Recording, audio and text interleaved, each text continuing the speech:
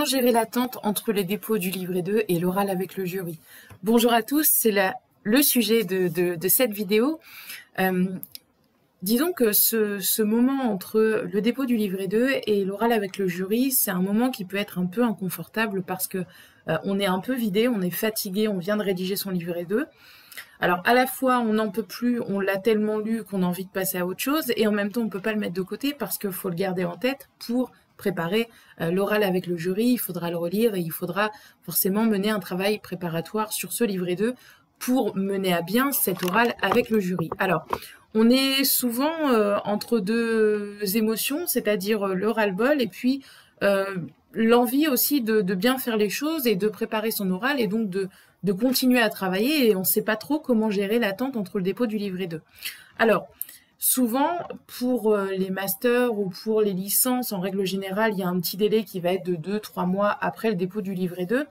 Et pour les diplômes d'État, on est sur des sessions qui sont souvent collectives, hein, les bacs, BTS ou alors les diplômes d'État, je pense notamment aux éducateurs. Et donc, entre la date ou l'échéance, la date de dépôt du livret 2 et l'oral avec le jury, il peut se passer quand même un certain nombre de mois.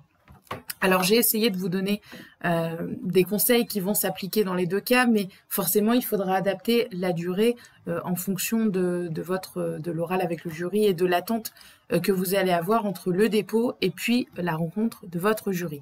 Déjà, mon conseil numéro 1, c'est d'avoir un repos minimum d'1 mois. C'est-à-dire que vous oubliez la VAE, vous oubliez le livret 2, vous oubliez l'oral avec le jury. Au mieux, si vous pouvez partir en vacances, même 1 semaine, 2 semaines, ça vous fera le plus grand bien. Vous oubliez vraiment tout ça. Pourquoi?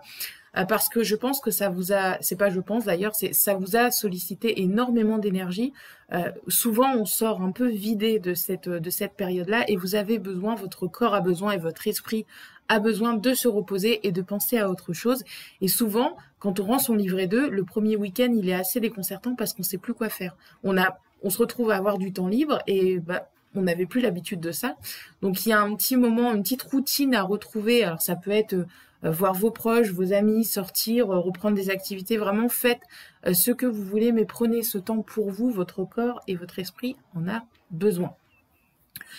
Ce qui va vous permettre également ensuite, passer ce mois ou ce mois et demi, selon le délai que vous avez et le temps disponible, de vous permettre de faire une relecture à froid et de redécouvrir votre écrit.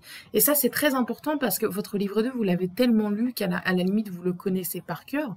Et le fait de ne plus y toucher, de penser à autre chose et vraiment de passer sur d'autres sujets durant ce mois, fait que vous allez redécouvrir ensuite votre livret 2 et avoir enfin cette relecture à froid qui va être nécessaire pour préparer l'oral. Alors souvent, ne paniquez pas, parfois on retrouve quelques petites fautes où on se rend compte qu'il y a eu un petit oubli, c'est pas grave, l'oral va vous permettre de corriger et d'apporter aussi des éléments complémentaires à votre écrit, de répondre à votre jury s'il a des questions ou des points à lever ou des points qui restent un peu obscurs sur votre écrit. Donc pas de panique, l'oral sert aussi à ça.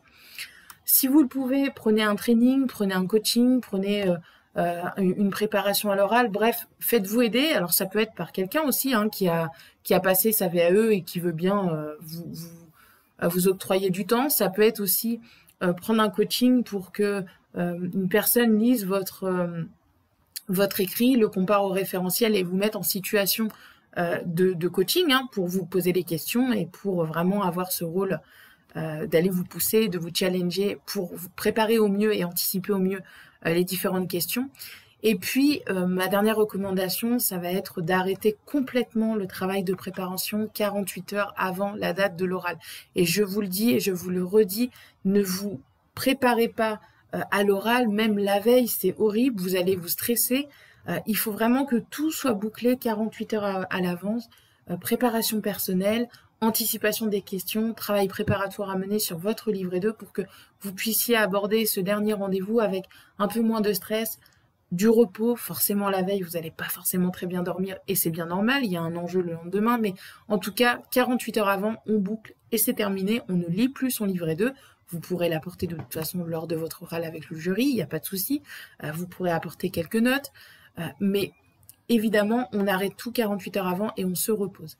Et je vous propose, si vous le souhaitez, d'accéder à 1 heure de formation et de conseils pour votre oral dans la description de cette vidéo. Ça ne remplace pas évidemment un accompagnement, mais ça vous donnera un essentiel de ce que vous devez savoir et préparer le jour de votre pour réussir votre oral avec le jury le jour J. Ok? Je vous souhaite un très bel oral et je vous dis à bientôt.